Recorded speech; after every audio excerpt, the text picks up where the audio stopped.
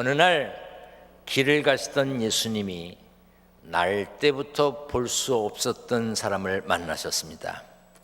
왜 그러셨는지 예수님은 땅에 침을 뱉어 진흙을 이겨 그 사람의 눈에 발라주면서 실로암 연못에 가서 씻으라고 하셨습니다. 그는 예수님 말씀에 순종해 실로암 연못에 가서 눈을 씻고 보게 되었습니다. 할렐루야.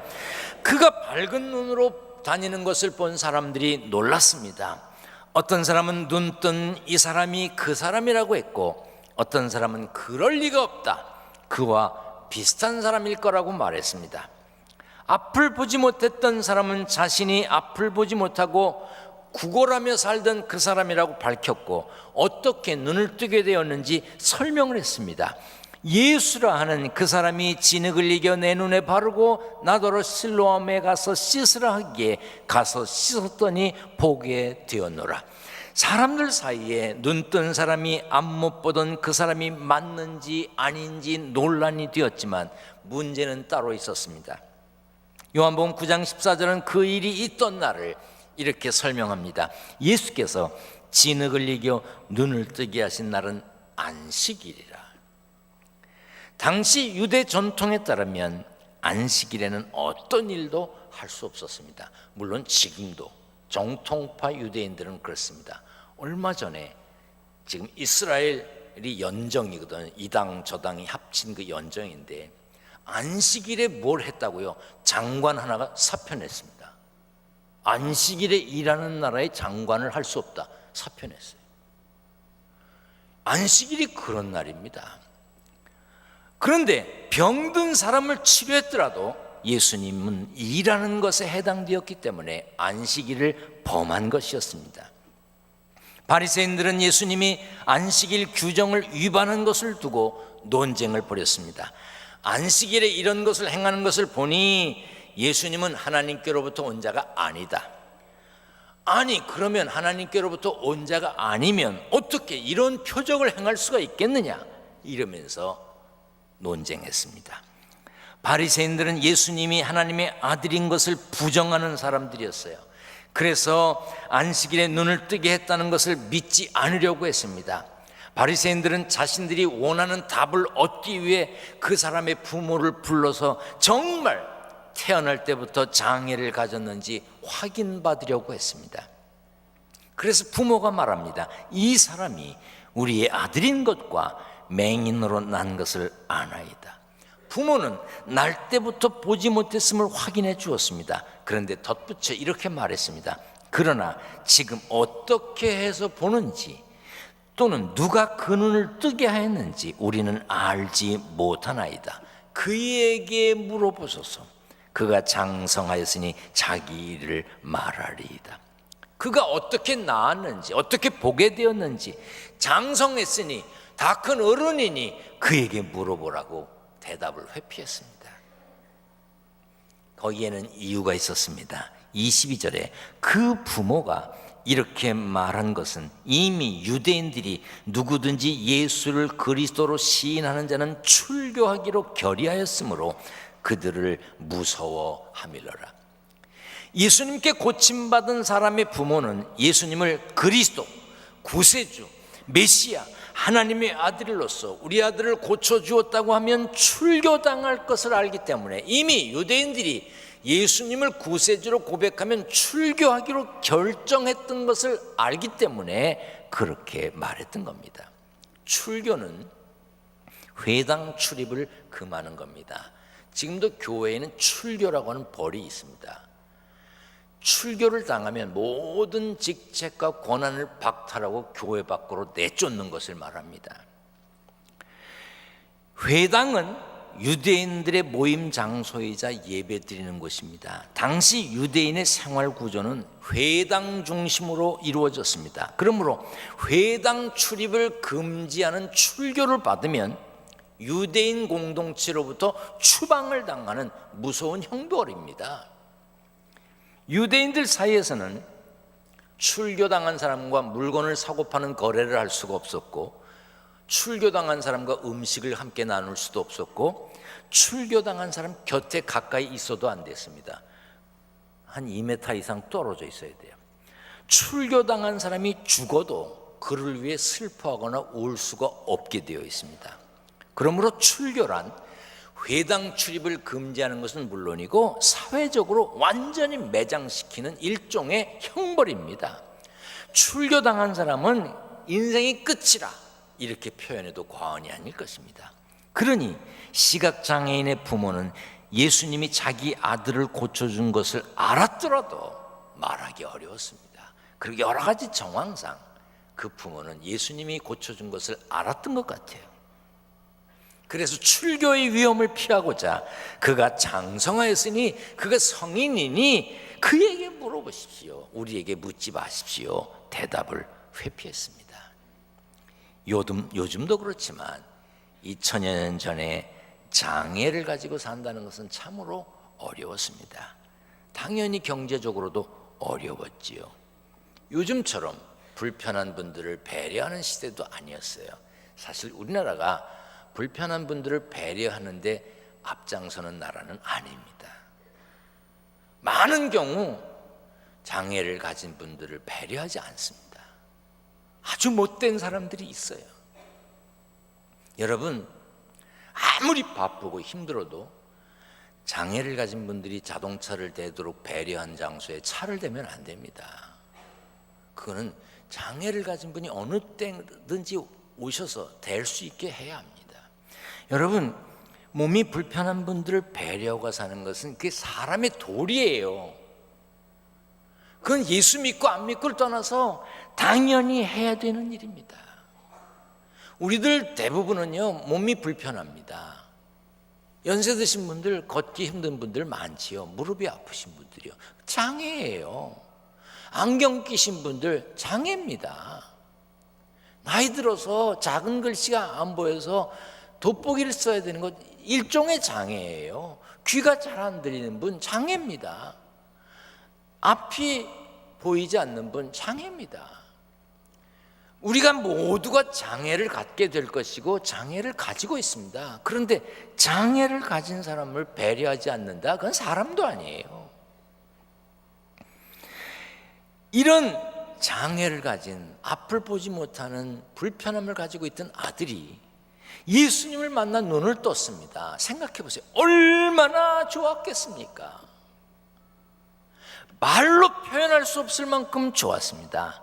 그러나 그 부모는 예수님이 그리스도라는, 메시아라고 하는, 구세주라고 하는 하나님의 아들이라는 믿음을 가지고 주변 사람들에게 예수님이 고쳐주었습니다라고 말하지 못했습니다. 왜? 사람들과의 관계를 지키기 위해서, 출교당하지 않기 위해서 모든 책임을 그가 장성했으니 그에게 물어보십시오. 그렇게 말했습니다.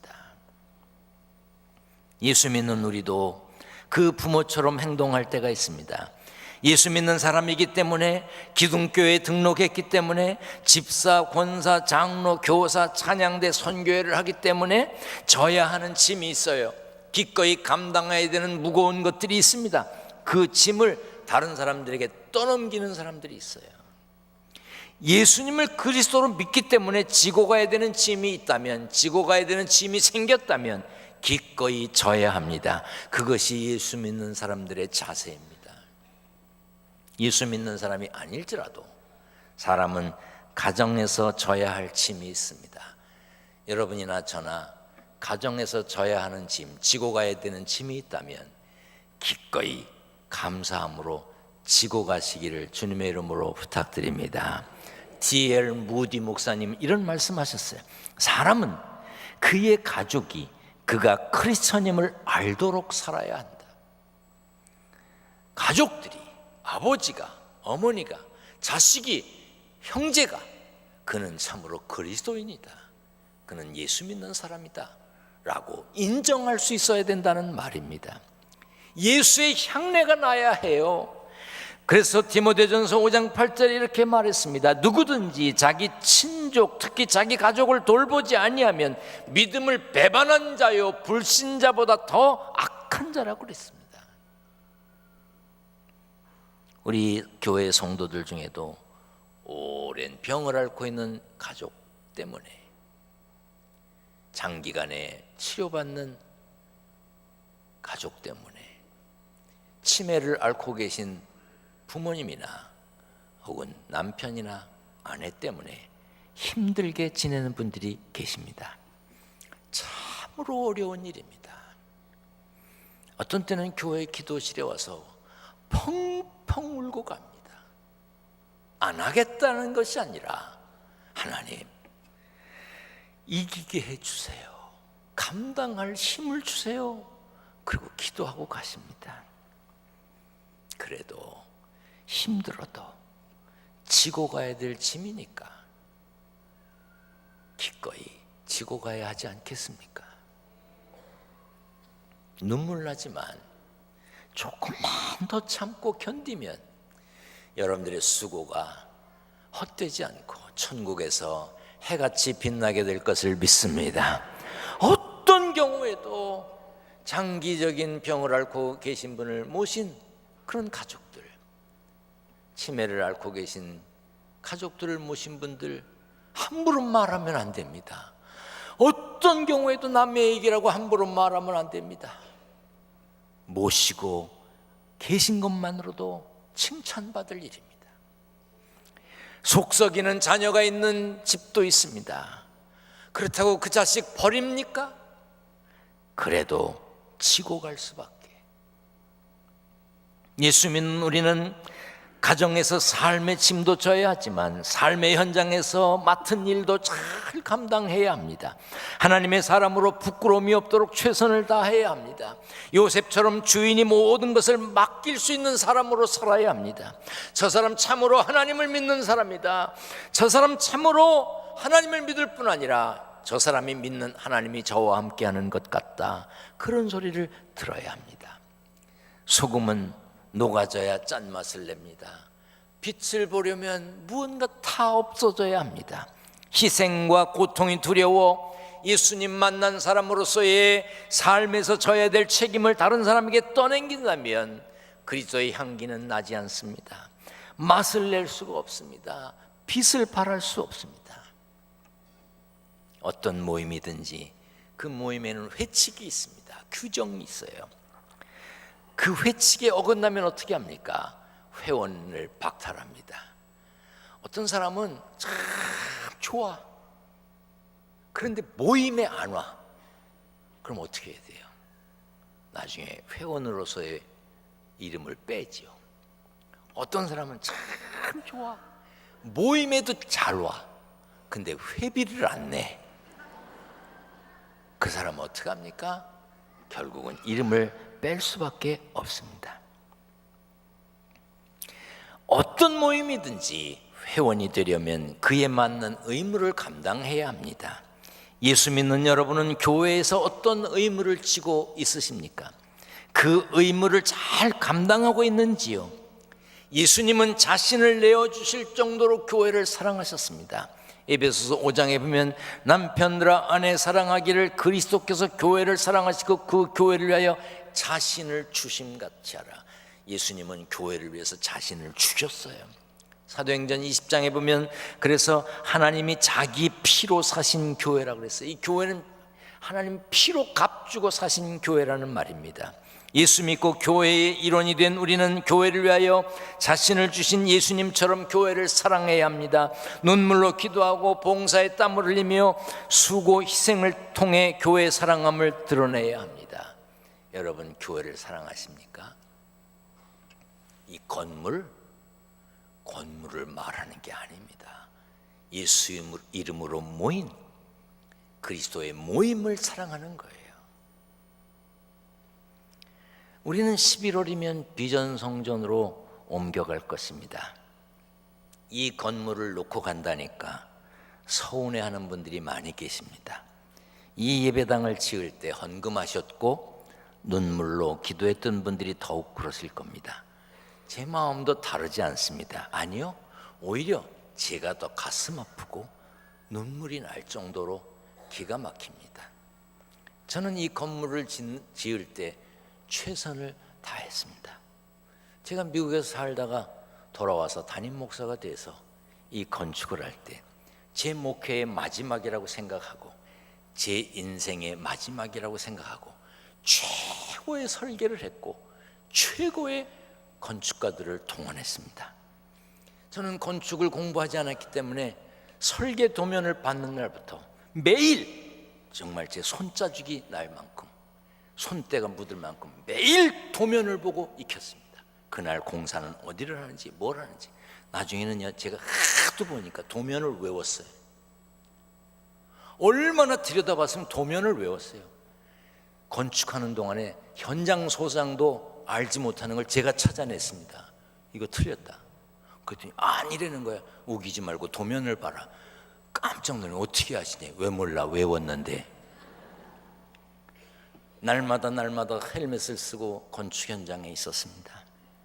깨끗하고 멋지게 교회를 지으려고 애를 썼습니다. 정성을 다 기울였습니다. 그런데 교회 공사를 딱 끝냈을 때 IMF가 터졌습니다. 당시는 교회 건축을 위해 충분히 갚을 수 있는 여력이 우리 교회에 있었기 때문에 갚을 수 있는 수준에서 은행빚을 냈습니다. 그리고 개인들에게도 돈을 빌렸습니다. IMF가 딱 터지니까 직장에서 나와야 하는 분들도 계시고 월급이 줄어드는 사람들도 있고 은행에 이자는 들어가고 성도들의 헌금은 줄어들었습니다. 먹고 사는 것조차 어려운 분들이 많아졌습니다. 매달 갚아야 되는 돈은 변함없이 갚아야 되는데 돈은 없었습니다. 그 당시 장로님들도 그렇게 하셨겠지만 저는 매일매일 잠을 못 잤습니다. 하루아침 눈을 뜨는 것이 공포였습니다. 뉴스가 제게는 무서움으로 다가왔습니다. 제가 이렇게 말씀드려도 여러분들이 그때 제 마음을 다 모르실 겁니다. 그러던 어느 날 선교사들에게 보내줘야 되는 돈이 재무부에 없는 겁니다. 눈물로 기도했습니다. 하나님, 지원하기로 약속했던 어려운 교회, 우리가 파송하고 지원하는 선교사들 돕기로 한 것 도울 수 있게 해주세요. 어떤 지출보다 먼저 어려운 교회 돕는 거, 선교사에게 보내는 걸 먼저 했습니다. IMF 기간 동안 단 한 차례도, 단 한 번도 못 보낸 적이 없었습니다. 다 보냈습니다. 물론 우리 교회에서 일하는 목사님들, 전도사님들, 교회 직원들 제때에 생활할 수 있는 돈을 못 준 적도 있습니다. 그렇게 하면서 3년을 지냈습니다. 그러다가 2000년 11월 마지막 주일, 그때 교회 재무부장은 지금 올로 장로님이신 정남조 장로님이 맡고 계셨습니다. 장로님이 주일 오후에 제 방에 들어오셨습니다. 이미 눈에 눈물이 가득하세요. 저를 보자마자 목사님, 다 갚았습니다. 오늘로 다 갚았습니다. 장로님도 울었고 저도 울었습니다. 너무너무 감사해서, 정말로 감사해서 하나님께 감사 기도를 드렸습니다. 그런데 신기한 것은 어제까지는 불안과 공포 때문에 잠을 못 자는데 그날 밤부터 제가 아프기 시작하는 거예요. 저는 의학적인 상식은 모릅니다. 우리 교회도 의사들이 여러 분 계신데 왜 그런 일이 있는지 답을 듣고 싶습니다. 빚을 다 갚았다는 이야기를 들은 날부터 아프기 시작한 거예요. 얼마나 아픈지 잠을 잘 수가 없습니다. 날짜도 잊을 수가 없습니다. 2000년 12월 17일인가 그래요. 주일날 설교를 하는데 너무너무 아파서 강단을 붙잡고 설교합니다. 앞이 보이질 않습니다. 눈물을 흘리며 설교했습니다. 은혜가 충만해서 눈물을 흘린 게 아니에요. 아파서. 그런데 신기하대요. 예배 마치고 나니까 교인들이요, 목사님이 울면서 설교하니까 은혜가 됐다는 거야. 내가 매일 울을 수도 없고. 그날 그렇게 설교하고 월요일 날 응급으로 입원을 했습니다. 그리고 수술을 했습니다. 그리고 정확히 석 달 동안 설교를 못했습니다. 그렇게 하면서 이 교회를 건축했고 봉헌했습니다. 그런데 제가 이 교회를 내놓고 싶겠습니까? 이 건물을.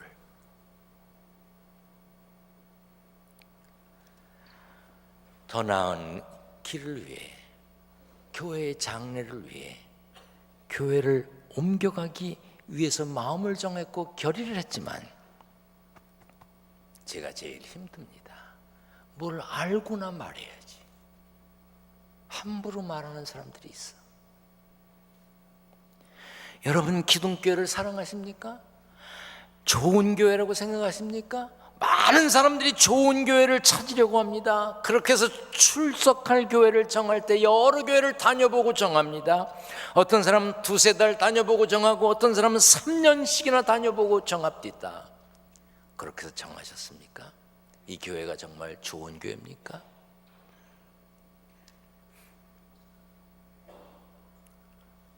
어떤 책에 이런 글이 소개됐습니다. 실화라 그래요. 그분의 존함을 밝힐 수는 없는데 이민을 가서 22년 동안 살면서 주변에 있는 한인 교회들을 옮겨 다녔는데 아마 이 한인 교회를 옮겨 다녔다는 걸 보니까 뉴욕이나 LA 같이 한인들이 많이 사는 동네에 사셨던 것 같습니다. 이 장로님은 22년 이민 생활을 하면서 108번 교회를 옮기셨대요. 이게 어떻게 알게 됐냐? 그분이 돌아가시고 났는데 수첩을 발견했어요.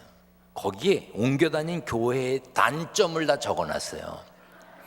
어느 교회 옮겨가서 보니까 주보는 이렇게 틀렸고 찬양대는 이렇게 틀렸고 주방 상태는 이렇게 더럽고 교인들의 태도는 이렇게 틀렸고 목사는 이래서 문제고 설교가 이렇게 틀렸고 낱낱이 기록했더라는 거예요. 단점만 찾기 시작하니 어느 교회를 다니고 싶었겠습니까? 마침내 병들어 돌아가셨는데요, 장례를 지내줄 교회가 없었다는 거예요. 그리고 돌아다녔으니 누가 장례를 지내주겠어? 물론 건강한 신앙을 위해 좋은 교회를 선택해야 됩니다. 그러나 우리는 좋은 교회를 찾아다니는 방랑자가 되지 말고 좋은 교회를 만들어가는 사명자가 되어야 합니다. 자기가 희생하고 최선을 다하면 그것이 좋은 교회가 됩니다. 여러분이 기둥교회가 좋은 교회라서 오셨습니까? 그렇다면 여러분 때문에 기둥교회가 더 좋은 교회가 되기를 바랍니다. 혹 마음에 안 드는 구석이 있습니까? 그 부족한 부분을 여러분이 채우셔야 합니다. 교회는 그리스도의 몸입니다. 동시에 교회는 그리스도의 상처를 짊어지는 곳입니다. 하나님과의 건강한 관계를 맺으며 살 수 있는 곳은 교회입니다. 그러므로 교회에 적을 두고 신앙생활해야 하는 것입니다. 기둥교회에 적을 두고 힘을 모아 좋은 교회를 만들어가는 여러분이 되시기를 바랍니다. 크리스찬이티 투데이라고 하는 잡지를 제가 보고 있는데요, 그 크리스찬이티 투데이 잡지에 소개된 내용이에요. 어떤 사람이 무인도에서 20년을 살다가 발견이 됐습니다. 그 사람 살던 섬에 가보고 사람들이 깜짝 놀랐습니다. 그 사람은 건축에 조예가 깊었는지 혼자 살면서도 집을 잘 지어놓고 살더랍니다. 그런데 그 옆에 교회도 있더래요. 혼자서 살면서도 예배를 드리며 사는 거예요. 더 재미난 건 그 교회 옆에 또 교회가 있더래요. 그래서 뭐냐고 물어보니까 저 교회는 내가 옛날에 다니던 교회인데 다니다 보니까 마음에 안 들어서 다시 지어서 요즘엔 이 교회를 다닌다 그러더래요. 여러분, 마음에 안 들어 교회를 옮기면 지구상에 정할 만한 교회가 있을까요? 땀 흘려 일하고 눈물로 기도하며 피 같은 귀한 것을 드리며 헌신해야 그것이 좋은 교회가 되는 것이지요. 내가 감당하면 끝날 것을 나에게 묻지 마시고 그가 성인이 되었으니 그에게 물어보세요. 내가 기도하면 될 것을 내가 기도하지 않기 때문에, 내가 용서하면 될 것을 내가 용서하지 않기 때문에, 내가 짐을 지면 될 것을 내가 짐을 지지 않고 피하기 때문에, 내가 일 안 하고 손 놓고 있기 때문에, 내가 드려야 하는데 내 것을 감추고 있기 때문에 하나님의 일에, 교회의 가정에 평안이 깨지고 질서가 무너지고 될 것이 안 되는 겁니다. 예수 믿기 때문에, 은혜 받았기 때문에, 결혼했기 때문에, 부모가 두었기 때문에, 형제를 두었기 때문에 생각지도 않은 짐을 져야 될 때가 있습니다. 여러분이 져야 될 짐이 있다면 기꺼이 지고 가야 합니다. 혹 힘들 때가 있을지도 모르겠습니다. 그럴 때 이렇게 찬송하면서 하시길 바랍니다. 함께 우리 찬양해 보겠습니다. 내 짐이 점점 무거워질 때 주 예수 앞에 아뢰이면 주께서 친히 날 구해 주사 내 대신 짐을 져주시네.